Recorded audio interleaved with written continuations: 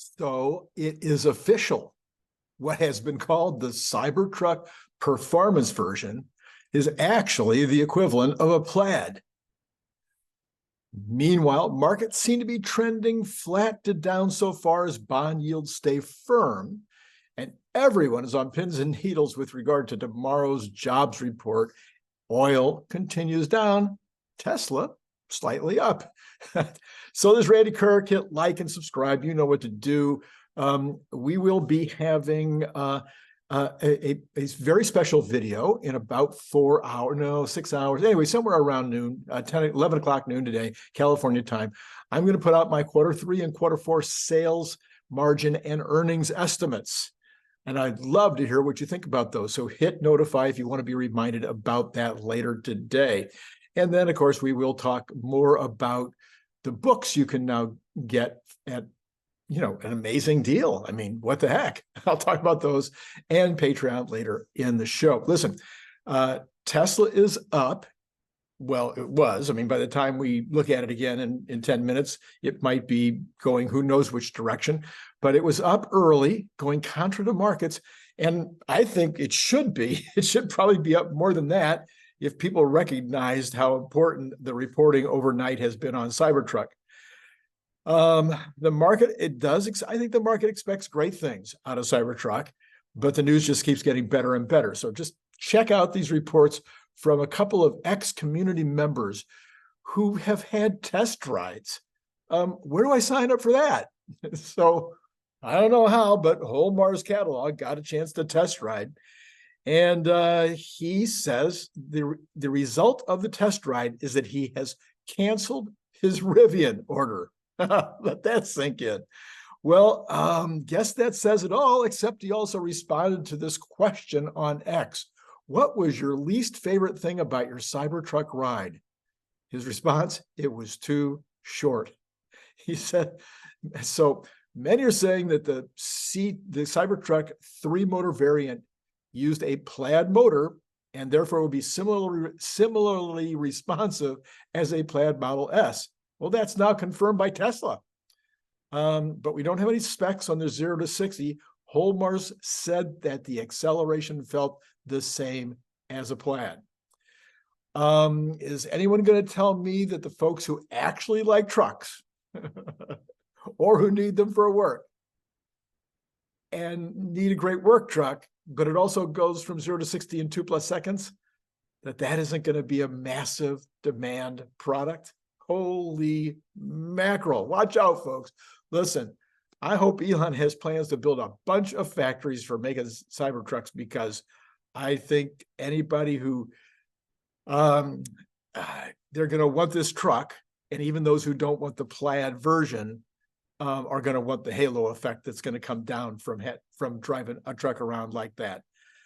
So then this other guy, I don't know this guy, and I just started following him yesterday, is at Serif Black, SERIF Black, who also got a test ride, and apparently a lot of inside information while he was on the test ride. I don't know who he is and why he should be so privy to this inside information, and therefore I'll count it as rumor, until we hear more. But he says part of the shutdown at Tesla Giga Austin is that 4680 cells that were intended for Model Y can be used on Cybertruck. So does that mean that they're now expecting that? Okay, what I get out of that would be the ramp. Right now, they're believing that the ramp on Cybertruck will do well, that they're not going to have difficulties with the ramp. In fact, that it'll do better than expected. And so therefore they needed more 4680 cells. I don't know how else to read that. Let me know in the comments below. Do you see another way to read that? He says, after my Cybertruck test drive last night, I see why Tesla is cutting prices on plaid models. There's no point in buying X-Plaid. The tri-motor Cybertruck has better suspension, just as fast acceleration, better utilities, and ruggedness. He also has this breaking news. He says Cybertruck delivery may be around November, before Christmas. Date has been communicated internally and will be announced soon. So this would go to my point the other day where I said that unless it's announced tomorrow, it goes into November. And apparently whoever he was driving around with or somebody else that was part of this deal has told him that we're not going to get it in October. It will be in November. Now, it doesn't really matter a lot, but it's just interesting that we have that information now coming along. Hyundai has joined the NACS standard, or I guess that's a redundancy, but has joined NACS. Pretty much that means the entire industry has seen the light, except for Lucid. But then kind of makes sense in terms of most of the decision-making that's taking place over at Lucid. Manufacturing factory orders came in better than expected yesterday, but we had multiple hints that that was going to be true. Construction is strong right now, and a lot of this manufacturing and construction job accumulation is coming as a result of all those big acts that were passed last year by the Biden administration, some of which made sense and some of which didn't, but all of which seem to be having an impact on jobs right now and construction in general. Initial jobless claims in flat and unremarkable. That's what we like. Although, you know, being extremely low, extremely high would have made the Fed happy. We had a crazy high number of job openings on Tuesday, a surprising low number from ADP on job additions yesterday, and now a flat number on jobless claims. That's quite the setup for tomorrow when we will hear about the unemployment numbers from the feds. The street is betting that we will have 170,000 new jobs. That would be compared to 187 last month. They are saying that they think the unemployment rate will drop to 3.7 from 3.8 currently. They're saying hourly wages month over month will be at 0.3% compared to 0.2% last month. And that year over year, it'll be still at 4.3 compared to last month at 4.3. We are seeing lots and lots of changes, and this is something to watch. Every month, they seem to lower, they reduce the number from the prior month and even 2 months because they make two adjustments in these. We keep on seeing that the government is lowering these job numbers over and over and over again. What has been reported last month is now fewer jobs than what was reported in the first place. That'll be something to watch tomorrow. I'm going to keep my eye on that for you. I'll try to remember to report that in the morning. Truflation also came in flat this morning, but it has been trending down all week. It is now at 2.47. It had been up and more in the 2.7 range. So this is good news to see. Of course, oil having a lot to do with that. As noted in my video yesterday, we have multiple positive elements in the market right now, which only requires one last piece of the puzzle to create a really good picture going forward. So we'll be looking at the jobs report tomorrow. We are seeing oil continuing down, down, down. That is probably the best news of this week. I mean, it's gone down so much now that I'm looking for a bounce. So let's see. By the way, the fear index remains off the charts high. Okay, that's an important thing to take into consideration. That commonly predicts a turn in the market where we'll start to see the market powering up. So where is the market now? Let's take a look. We have, Tesla is now in the red, but only by 97 cents. The Dow is down 0.12%. NASDAQ is down 0.35%. S&P down 0.27%. And then Tesla also down about the same, about 3.8. So Tesla is now going along with the rest of the market. If you want those in numbers instead, the Dow is down 43, NASDAQ down 47, S&P down 11, and Tesla down 78 cents, where it was up a $1.50. All of the Magnificent, the Magnificent Seven are mixed. You got Apple and NVIDIA up with the rest down, about the same as the rest of the market, and also the Cathie Woods are mixed. Well, let's go over and see if any of the numbers over here on the CNBC side are causing all of this to take place.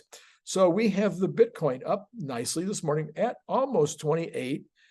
The dollar is just slightly off today, pausing for breath is what the headline says. We've got gold continuing down for gold. Silver up a little bit, copper down. So the commodities continue down. This is good news, by the way.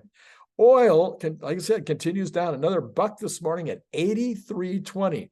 Remember, we were at 95 like a week ago, a little over a week ago. We were at 95. It has just been crushed.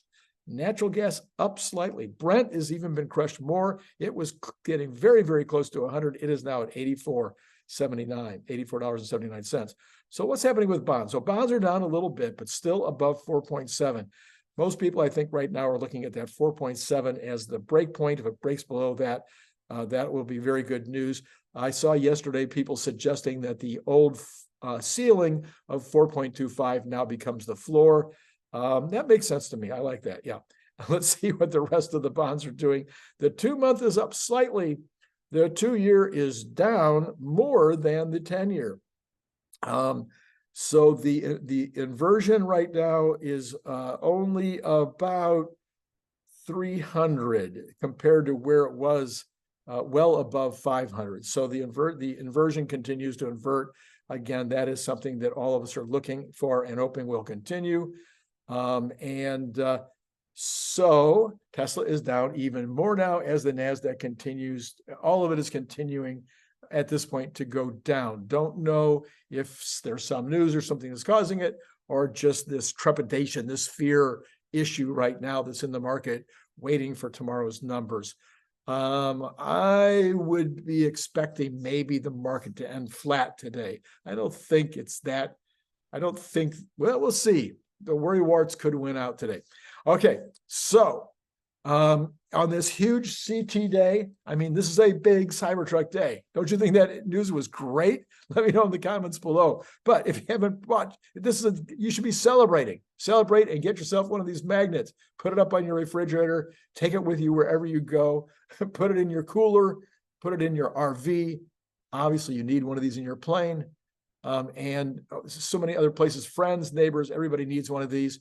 I did throw out an idea yesterday that I would offer my books, the actual hard copy version, softback, and there was a regular, not a hardback. I have a few hardbacks on a couple of them, but I will do autograph copies for $20 a piece. I gave you a lot of information on that yesterday. I won't go through all that again.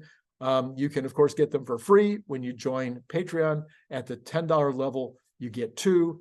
If you join at the $5, you get 1. Or if you join at the $10 level, you can get a free one of those really cool Cybertruck refrigerator magnets and bottle openers. And of course, you can get it in camo as well. There's the camo right there. And you can get that camo version, which is the hot version right now. I wonder if should we have a plaid version? Is everybody for that? What do you think? Okay, as I mentioned that video, or no, I didn't mention that. My video last night was a huge hit. If you didn't see that one last night, I'll put the card right here. I explained why Tesla and the market did so well yesterday. And part of the reason why we might see the sell-off, be seeing the sell-off this morning, could be that there is, a little bit of bargain hunting going on because of bargain hunting. I mean, a little bit of profit taking. Man. I wasn't thinking. I was trying to do 2 things at once. I was taking one more look at Tesla, down $1.46. So it has now swung from up $1.50 to down $1.50. Interesting start to the day. Let me know what you think in the comments below. And as always, it has been great talking to you.